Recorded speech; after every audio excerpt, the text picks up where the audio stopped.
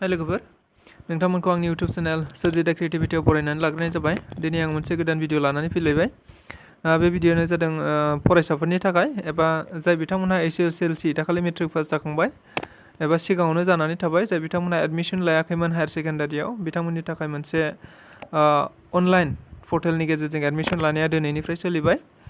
Online पर्टेला जाहैबाय दारपान होननाय online portal. बे पर्टेलनि गेजेरजोंसो जोङो जिखुनु जाया कलेजाव एप्लाइ खालामनो हायो। बे एप्लाइ खालामनाया आथिखालाव दिनैनिफ्राय सोलिबाय। फरायसाफोरनि एप्लाइ खालामनाया दिनैनिफ्राय सोलिबाय। बेनिखायनो जाय बिथांमोनहा एप्लाइखौ खालामनो रोङाखै एबा गोनो गोथो जानानै दं बिथांमोनहा जाहाथे एप्लाइखौ माबोरै खालामनांगौ बेखौ आं स्टेप बाय स्टेप नोंथांमोननो फोरमायगोन। जाहाथे नोंथांमोनहा आंनि भिडिअखौ सिगांनिफ्राय जोबजासिम नायलांगोन होननानै आसा खालामनाय थाबाय। आरो सिगांनिफ्राय जुदि जोबजासिम नायलाङोब्ला माबोरै एडमिशन खालामनांगौ मा नांगौ बेफोर गासैखौबो नोंथाङा मोनथिलांजोबगोन। आरो न'आवनो थानानै गावनि मबाइलावनो बा गावनि एन्ड्रइड मबाइलनि गेजेरजोंनो नोंथाङा एडमिशनखौ बा एप्लाइखौ खालामनानै लानो हागोन।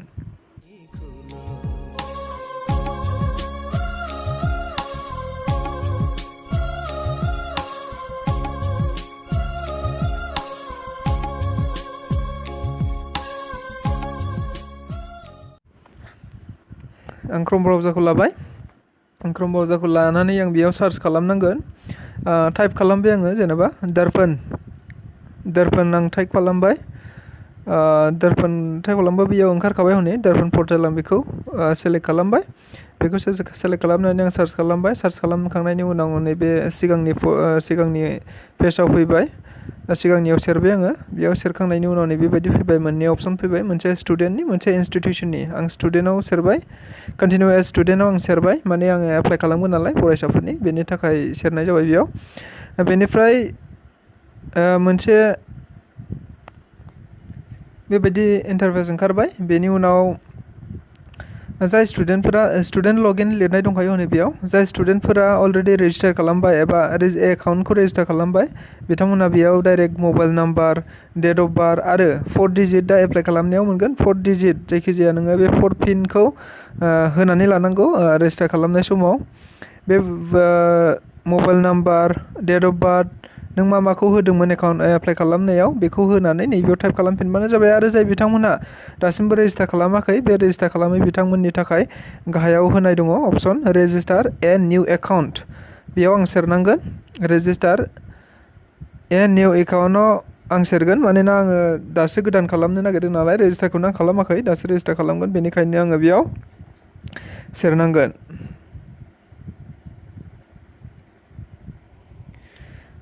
रेजिस्टार ए निउ एकाउन्ट आं बेयाव सेरबाय। बेयाव सेरनायनि उनाव आंनियाव बेबायदि इन्टारफेस ओंखारबाय। माने गासिबो आं रेजिस्टार खालामनायनि एकाउन्टनि डिटेल्स, रेजिस्ट्रेसननि डिटेल्सआ बेयाव ओंखारबाय। सिगाङाव दङ सेलेक्ट बर्ड। आं बर्डखौ सेलेक्ट खालामबाय। आंना सेबा नालाय सेबाखौ खालामबाय आङो। बेनि उनाव मा इयारनि आं 2020 मायथाइनि। मोनसे बाथ्राखौ गोसोआव लानांगौ, 2020 मायथाइनि होननाय लोगो लोगो आंनो बेयाव गेप सार्टिफिकेट नांसिगोन। मानोना 2020 मायथाइया गेप जागोन नालाय आं बेयाव गेप सार्टिफिकेट होनो गोनां जागोन। आरो 2021 मायथाइनिब्ला आङो बेयाव गेप सार्टिफिकेट होनो गोनां गैलिया। बेनि उनाव आङो रल नाम्बार सेलेक्ट खालामबाय। आंनि रल नाम्बारखौ होबाय आं बेयाव। रल नाम्बारखौ आङो आंनि गोसोजों होदों, मानोना आङो स्टुडेन्ट नङा। आं जास्ट एग्जाम्पोलनि थाखाय बेयाव आं गोसोबायदि रल नाम्बार होदों। आं रल क'डखौ होग्रोबाय बेयाव। आरो बेनि उनाव मार्कशिटआवनो थाखाजोबो बयनाबो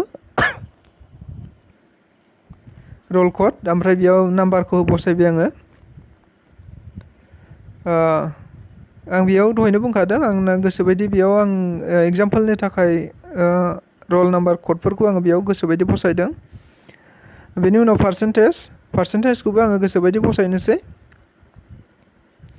पार्सेन्टेजखौ आङो बेयाव 40% होनानै आं नायनोसै।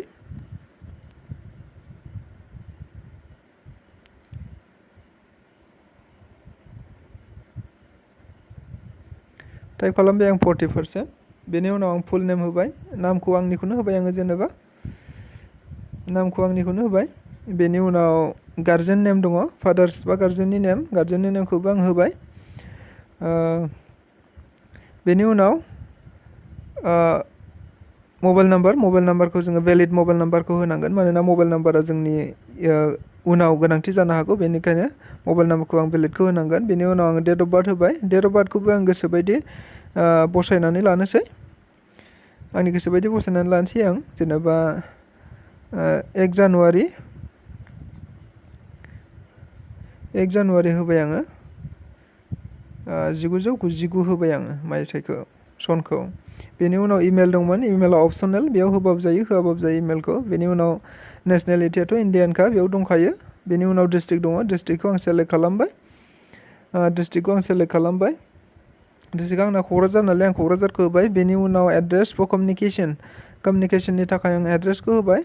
आङो आं बेयाव भिलेज टिलेज होला, आङो खेबसेनो आंनि गामिखौ होनोसै, बेबायदि होबाबो जायो। गामिखौ होबाय। बेनि उनाव एरियाया मा बा पस्ट अफिसा मा, पस्ट अफिसखौ आं थोंजोङै होनोसै, काजिगाव नालाय आं काजिगाव पस्ट अफिसखौ होबाय। बेनि उनाव आं मोनसेल' होबावनोसै मा, पिन नाम्बारखौ आं बेयाव बसायना होनोसै। माने बेनि गेजेरजोंनो आंनि डिटेल्सखौ मोनसिगोन नालाय, कमिउनिकेसन खालामनो हागोन। बेनि गेजेरजोंनो बेखिनियानो जाबाय एड्रेस फर कमिउनिकेसना।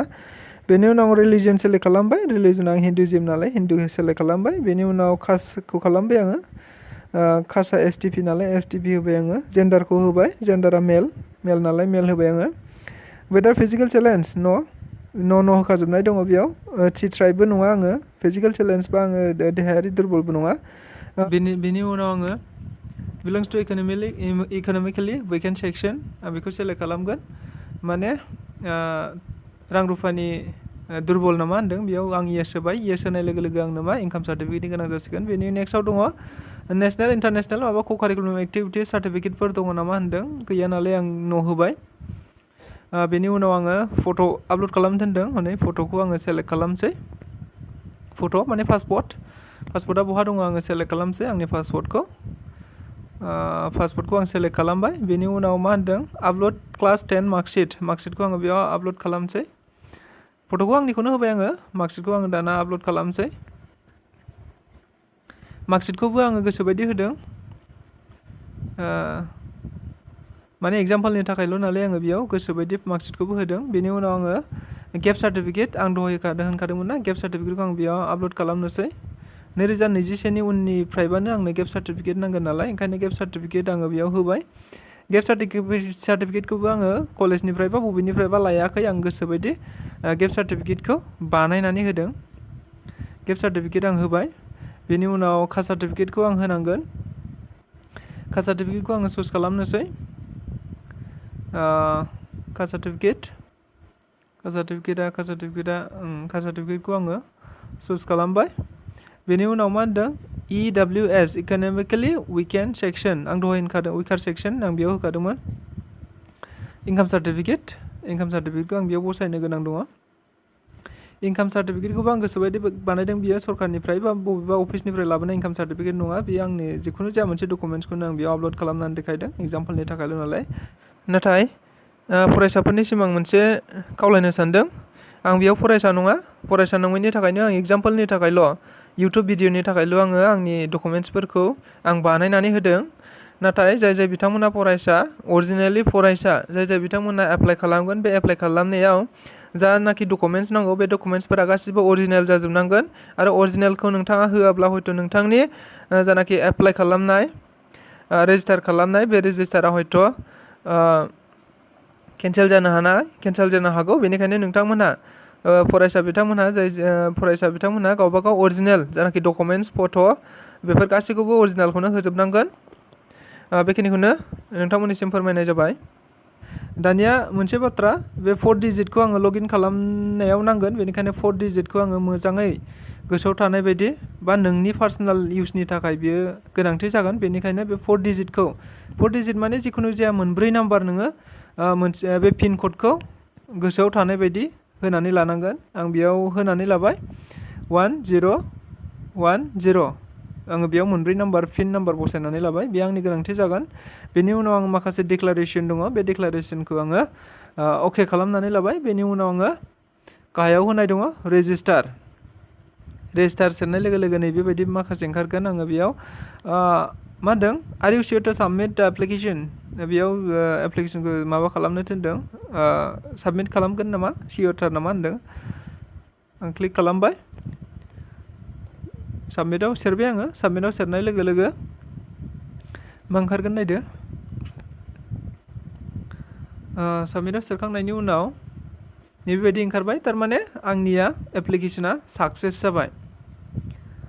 जाबाय। Use mobile number, date of birth and 4 digit further login. उननि थाखाय आङो बेखौ बाहायनो नांसिगोन दानिया।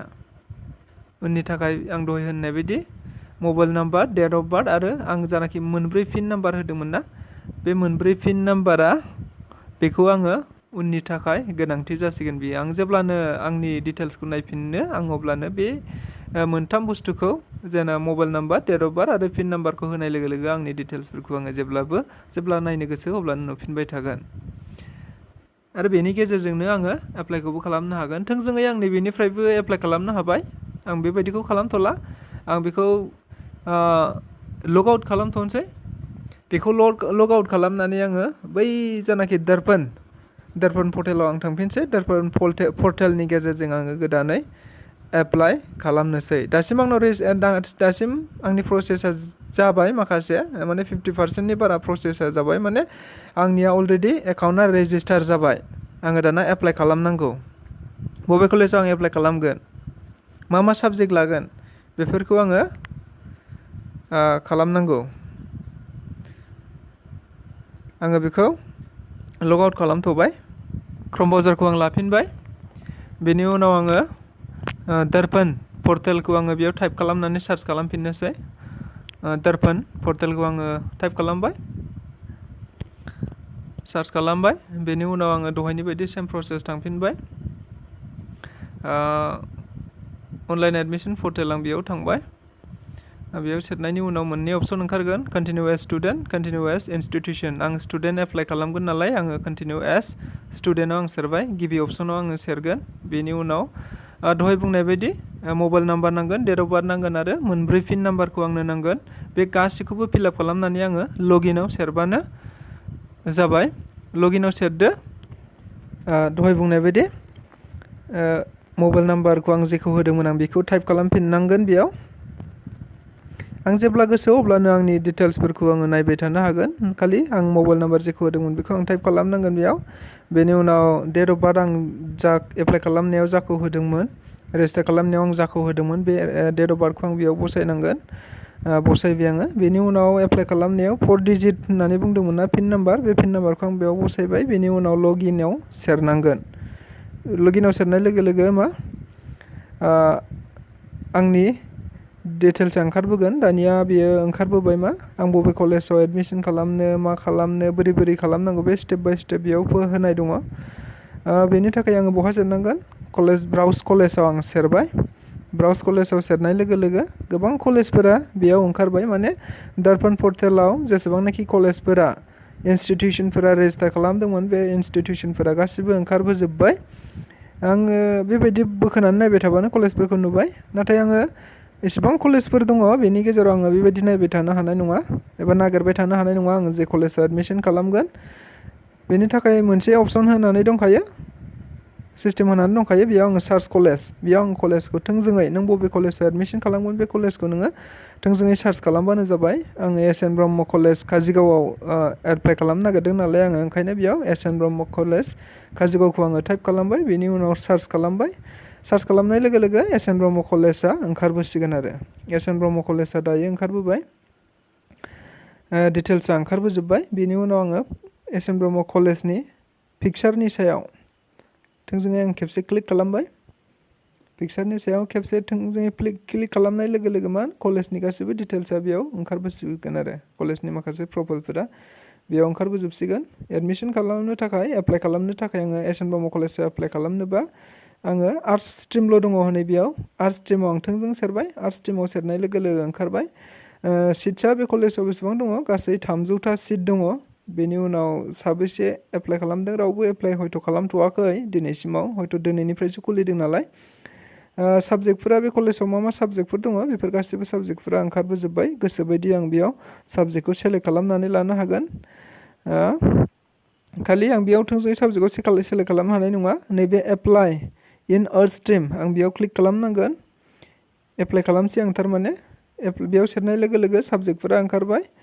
मा साबजेक्ट लागोन नों बेयाव क्लिक खालामदो इंलिशआ कम्पालसारि नालाय इंलिशआ अलरेडि सेलेक्ट जानानै दंखायो बेनि उनाव आं एडभान्स बर'खौ सेरबावबाय आं साबजेक्ट लागोनखौ आं बेयाव सेरबाय एजुकेसन सेरबाय आङो एमआइएल सेरबाय आङो एमआइएल बड'खौ सेरबाय आङो बेनि उनाव मोनब्रै जाबाय दायो आङो मोननै साबजेक्ट नांबावगौ हिस्ट्रिखौ लाबाय आङो बेनि उनाव आङो लजिक एन्ड फिल'सफिखौ क्लिक खालामबावनोसै बेबायदि खालामखांनायनि उनाव आङो एप्लाइ फर एडमिसन बेयाव आङो क्लिक खालामनांगौ एप्लाइ फर एडमिसन बेयाव आं क्लिक खालामसै साबजेक्टखौ आं सेलेक्ट खालामजोबखांबाय बेनि उनाव आं क्लिक खालामबाय नोङो साबमिट खालामथारनोसै दा होननानै सोंनाय जादों बेयाव आङो अकेआव क्लिक खालामनांगोन अकेआव आं क्लिक खालामनांगोन अकेआव आं क्लिक खालामबाय बेनि उनाव मा फैयो जों नायनि